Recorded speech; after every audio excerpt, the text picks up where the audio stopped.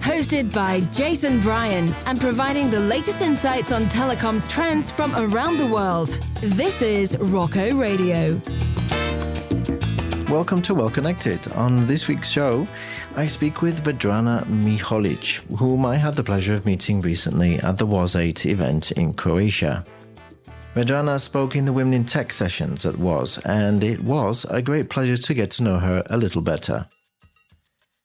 In her interview, Vedrana tells us about her role in Stemi, Learning by Creating, a place where people are encouraged to create new things, such as their Hexapod Robot, where you can literally build your own robot, learning how to assemble it, and how to create a mobile application with which you can control it.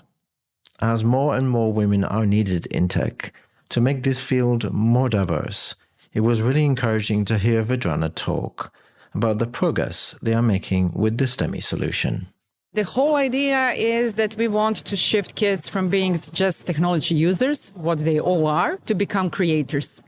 And it is amazing to watch them, how they change during the process, like butterflies, and how they gather all the confidence they need in order to really bloom in the future. Well, it's a real pleasure to be here in Rovinj. I'm not exactly sure how to say it. Rovinjo or Rovinj? With... Huh? Rovinj. Rovin. I love it. It's a really beautiful place. And I'm with Vedrana Miholic, who is a board member of a very important group called Stemi. How are you doing today? Fine. It's sunny, it's pleasant, so I'm feeling great. It's really great to be here. We just were both panelists on the Women in Tech session here at the GSMA WOS event, and it was really interesting to hear your presentation today. Can you tell us a little bit more about, let's start with yourself. How did you get into the tech world? Well, I somehow think I was always in tech world. So my mom used to be one of the first mainframe programmers in Croatia. So when I was a kid, I used to draw on a big white papers that come out of the mainframe. So I was kind of very close to zeros and ones when I was a kid. And so it was somehow natural. So I used to be a coder myself, and then my career advanced and I became project manager and consultant and ended up in sales, in fact, but in quite big Croatian enterprise development company. You must have felt quite different to the people around you. I mean, other girls your age. Is that true? Or? Yeah, I think I was lucky enough that I was brought up in the neighborhood. There were only boys. So we were playing like war games and stuff when I was a kid. So it wasn't that strange being among many males and now in IT. But then again, I have many friends who are mathematical engineers, as I am.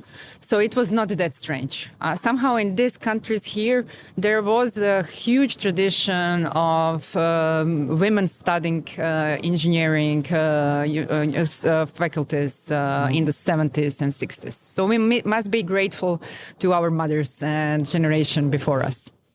Yeah, indeed. In fact, when I think about university degrees in technology, they are mostly around engineering. But, telecoms has changed so much that it's actually in all different verticals of business these days. Tell us a little bit more about Stemi, and you're on the board of Stemi. What does Stemi do? Can you introduce us to the company? Sure. So Stemi is a startup that created a do-it-yourself robot. It's a very cool 6 legs hexapod that kids are able to assemble from the first small board to end product. Kids are even able to develop their own mobile app based on App Inventor.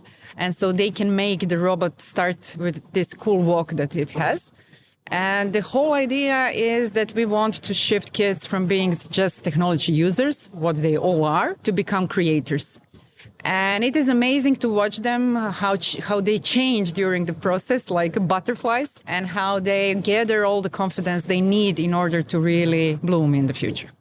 Yeah, because I remember doing physics at school, right, and things like that. And there were some things which were very, chemistry, that very exciting when you realized what nature can do and what technology and mechanics can do.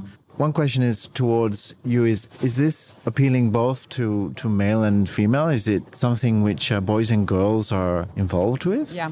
So it is hard, and I think we need to make an extra effort in order to get girls to be really motivated to do so. It seems like boys, when they see the box and they see the product, they immediately want to assemble it. It's like an urge. Girls are a little bit intimidated and they are frightened if they are going to be successful, so they need some support or some groups to do it together or something like that. But we are really trying to make the product be appealing to the girls as well. And I think this is something that we need to do. That's our purpose to shift this mindset. The toys define sexuality, don't they? But these days, of course, if we think about technology and the industry we're in, the users of the technology, let's say the smartphone, these are people who are of all ages, completely diverse background, but not necessarily the people who are creating those devices are, from the diverse backgrounds. Do you see those shortcomings? Do you see that there is really diversity in how things are produced? I see that there is often lackage of diversity. I can see that there is more and more effort being made to bridge this gap, and I'm very optimistic person, so I somehow try only to follow the progress, not to focus on the lackage.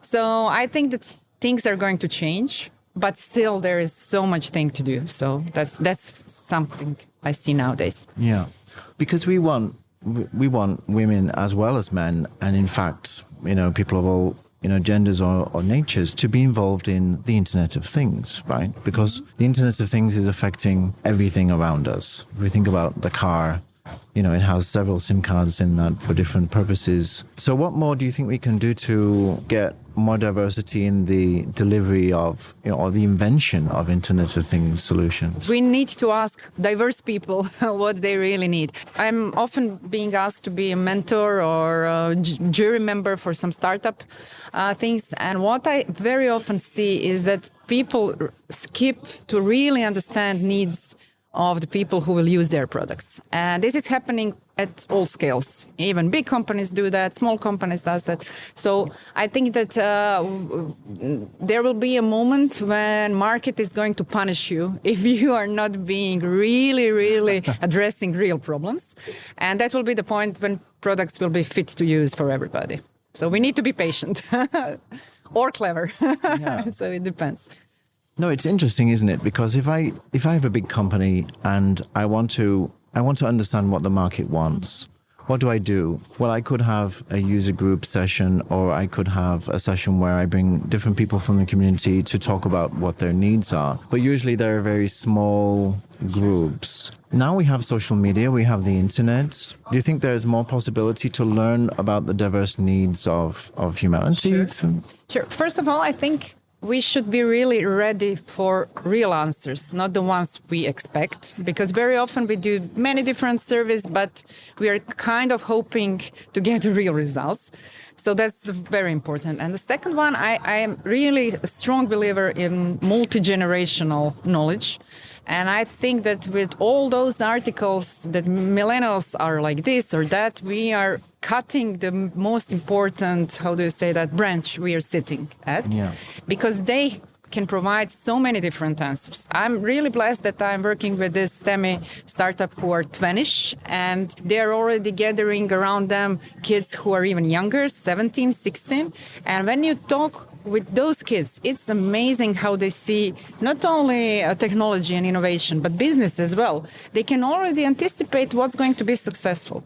So I think that we should reach to those younger generations to find answers, what's going to work and what's not going to work. One final question for you. We heard on the stage before about a US mandate where, there has to be a certain percentage of women on the board of directors of a company.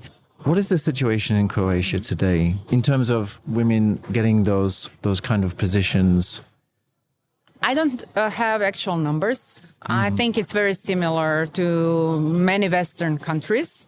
So there is, again, huge room for improvement. I was laughing when you asked this question because I was silent at the stage when this question popped up. And my boss asked me later, why were you so silent regarding this question? Because I usually have a strong opinion on matters. But this matter is not easy to solve. I think, we need to make huge steps in order to educate enough female so they can really take places on boards, and it's like a hen and egg. So if we start with those policies and we just don't have enough women, then some women who are not equipped with skills and knowledge will pop in the boards, and they will not be good because they cannot be good, they're not skilled enough at that point. And then we will get a wrong impression that things are not working. So I'm really reluctant how to have opinion how to solve this problem. It needs to be much bigger action than just quoting. So it's a hard one. It certainly seems that sponsorship was a very big, important topic on the agenda, and that we should also look to try and sponsor people through the course of their career to help them. I think this is really working. I see this is working, and this can be helpful. And sure, we need to do something to help women being promoted, to want to be promoted. This is, I think, an issue as well. I think many women are just happy at a certain level. They think they are now good in what they do. They have families, and they just think it's enough. And it's not. So we need to encourage them as well.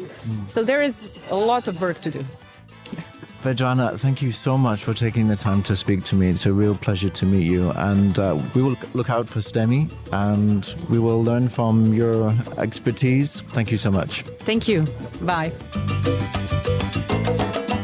We hope you enjoyed this week's podcast. Look out for more in the Well Connected series in the coming weeks. Company Rocco has just published its Innovation Report 2018. Check out the market leaders at roccoresearch.com and see how all the vendors are ranked. Until next time, this is Jason Bryan, and you've been listening to Well Connected from Rocco Radio.